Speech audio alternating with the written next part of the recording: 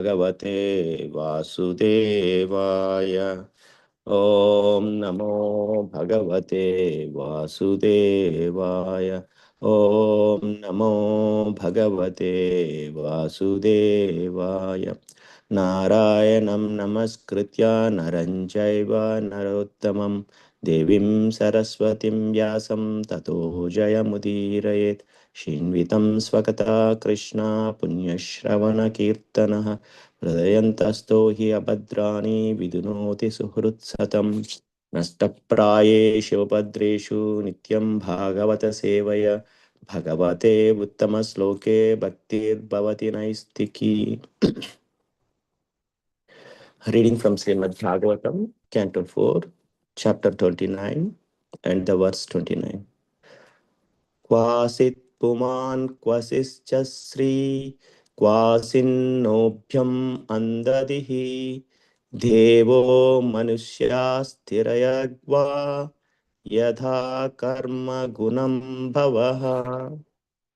Synonyms: quasit sometimes, puman male, quasit sometimes, cha also, sri female, quasit sometimes, na not, ubayam both, andha blind, dihi he whose intelligence, devaha demigod, manushasya human being, tiryak animal, bird, beast, va or yatha according to, karma of activities, gunam the qualities, bhavaha birth. Translation by A.C. Bhaktivedanta Swami, Srila Prabhupada. Covered by the mode of ignorance in material nature, the living entity is sometimes a male, sometimes a female, sometimes a inch, sometimes a human being, sometimes a demigod, sometimes a bird, an animal, and so on. In this way, he is wandering within the material world. His acceptance of different types of bodies is brought about by his activities under the influence of mode of nature. Purport by A.C. Bhaktivedanta Swami, Srila Prabhupada. Actually, the living entity is part and parcel of the Lord. Therefore, he is spiritual in equal. The living entity is never material, and his material conception is simply a mistake due to forgetfulness. He is as brilliant as the Supreme Personality of Godhead. Both the sun and the sunshine are very vibrant. The Lord is like the full shining sun, and the living entities are like the small particles of that sun, which constitute the all pervasive sunshine. When these small particles are covered by the cloud of Maya, they lose their shining capacity. When the cloud of Maya is gone, the particles again become brilliant and shining. As soon as the living entity is covered by the ignorance of Maya or darkness, he cannot understand his relationship with the Supreme God. Somehow or other, if he comes before the Lord, he can see himself shining like the Supreme Lord. Although he is not as extensive as the Lord, because the living entity desires to imitate the Supreme Lord. He is covered by Maya. We cannot imitate the Lord, nor can we become the supreme enjoyer. This is not possible. And when we think it is, we become conditioned by Maya. Thus, the engagement of the living entity under the clutches of Maya is brought about by forgetfulness of his relationship with the Supreme Lord. Under the influence of Maya, the living entity becomes exactly like a person haunted by a ghost. Such a person speaks all kinds of nonsense. When the living entity is covered by the influence of Maya, he becomes a so called scientist, philosopher, politician, or socialist, and at every moment presents different plans for the benefit of human society. All these plans are ultimately failures because they are illusory. In this way, the living entity forgets his position as an eternal servant of the Lord. He instead becomes a servant of Maya. In any case, he remains a servant. It is his misfortune that by forgetting his real contract with the Supreme Lord, he becomes a servant of Maya. As servant of Maya, he sometimes becomes a king, sometimes an ordinary citizen, sometimes a Brahmana, a Sudra, and so on. Sometimes he is a happy man, sometimes a prosperous man, sometimes a small insect, sometimes he is in heaven, and sometimes in hell. Sometimes he is a demigod, and sometimes he is a demon. Sometimes he is a servant, and sometimes he is a master. In this way, the living entity wanders all over the universe. Only when he comes in contact with a bona fide spiritual master and can be understood his real constitutional position, he then becomes disgusted with the material existence. At that time, in full Krishna consciousness, he regrets his past experiences in material nature. This regret is very beneficial because it purifies the living entity of material conditional life. He then prays to the Lord to engage in his service, and at that time, Krishna grants liberation from the clutches of Maya. Lord Krishna explains this in Bhagavad Gita 7.14.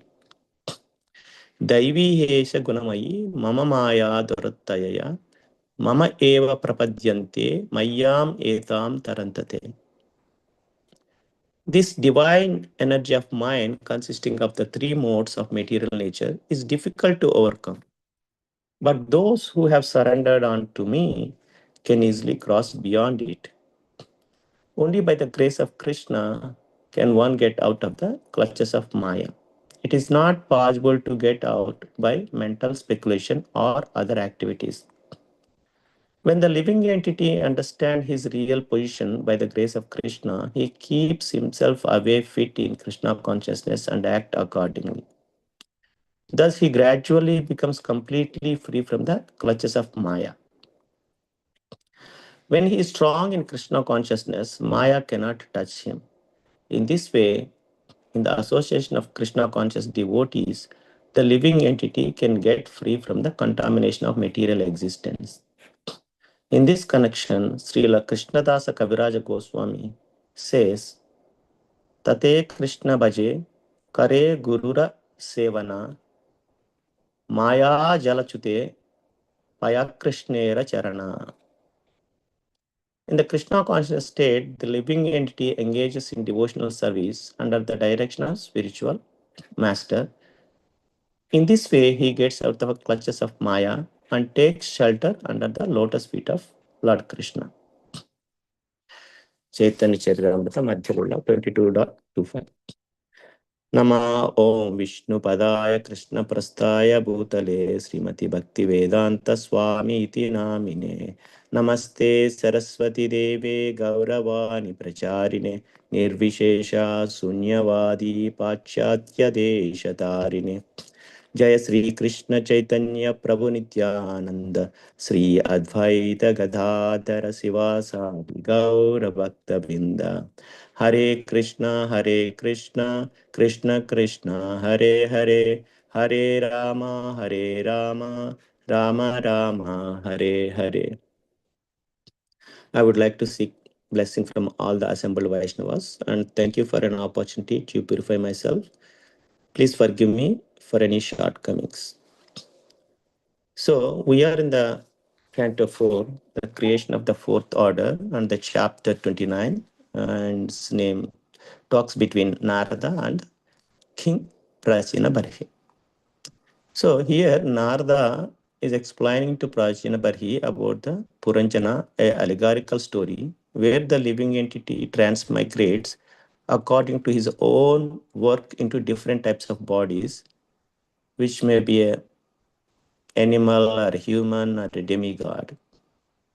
So, transmigrating into these various types of bodies, the living entity, as the so-called enjoyer, is known as a Puranjana. When the living entity wants to enjoy the modes of material nature in their totality, he prefers out of many bodily forms to accept the body which has 9 gates and 2 hands and 2 legs. That is, thus he prefers he become a human being or a demigod. So Narada expands about the significance of these 9 gates, and when the soul leaves from these gates, where does one can go, and in what form they come back? So that was the previous verses that talked about this information. But in this verse, Narada says that the enveloped by the influence of ignorance within the material nature, the soul takes so many forms. Sometimes male form, sometimes female, sometimes neutral, and times human, divine, animal, bird, and countless other forms. So in this way, it roams throughout the material realm. The variety of bodies it inhabits arises from actions performed under the sway of the different modes of nature. So the living being is an inseparable fragment of the Lord and therefore shares his spiritual nature. He is never truly material. The belief that he is only a misconception born of forgetfulness. By essence, he shines with brilliance like the Supreme Personality of Godhead. Just as the sun radiates the light and its rays sparkle, the Lord is the blazing sun, while individual souls are the tiny particles of the light that make up the sunshine. When these particles are veiled by the cloud of Maya, their radiance fades. When the clouds disappear, their brilliance returns. Covered by ignorance, the soul loses awareness of its eternal relationship with the Supreme. Yet, when it turns towards the Lord, it regains its luminous nature. Though never equal in magnitude to Him, the soul desires to imitate the Lord, draws it into the Maya grip, for no one can become the supreme enjoyer.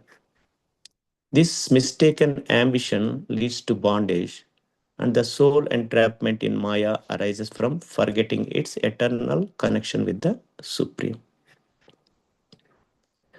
So, the Maya is nothing but it is Krishna's energy, and it is composed of like a sattva, that is goodness, rajas, passion, and tamas, ignorance. Basically, it binds the soul to material existence, making liberation seems very impossible.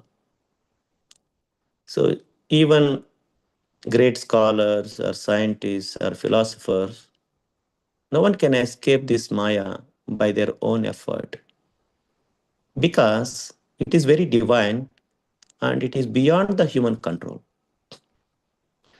And the only way is to surrender to Krishna to overcome this transcendent, to or transcendent this Maya.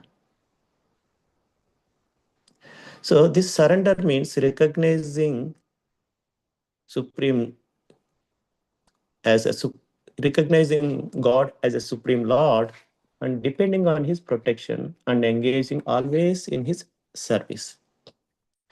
So Srila Prabhupada explains the living entity is divine by nature. But when covered by the material energy, he loses his original brilliance. Only by turning to Krishna does he regain it. The soul constitutionally a servant, forgetting his true nature as an eternal servant of Krishna, he becomes enslaved by the Maya. I mean, in Krishna, in Bhagavad Gita 16.9, he says, Etam drishtim avastabhya nastatno alpa buddha prabhavanti ugra karmaha shasya jagato hitaha. So the demonic who are lost to themselves and who have no intelligence engage in unbeneficial, horrible work meant to destroy the world. So here the materialist who have no conception of God thinks that they are advancing. But according to Bhagavad Gita, they are unintelligent and devoid of all sense. They try to enjoy this material world to the utmost limit and therefore always engage in inventing some for sense gratification. And such materialistic invention are considered to be advancement of human civilization, but the result is that people grow more and more violent and more cruel, and cruel to animals and cruel to other human beings.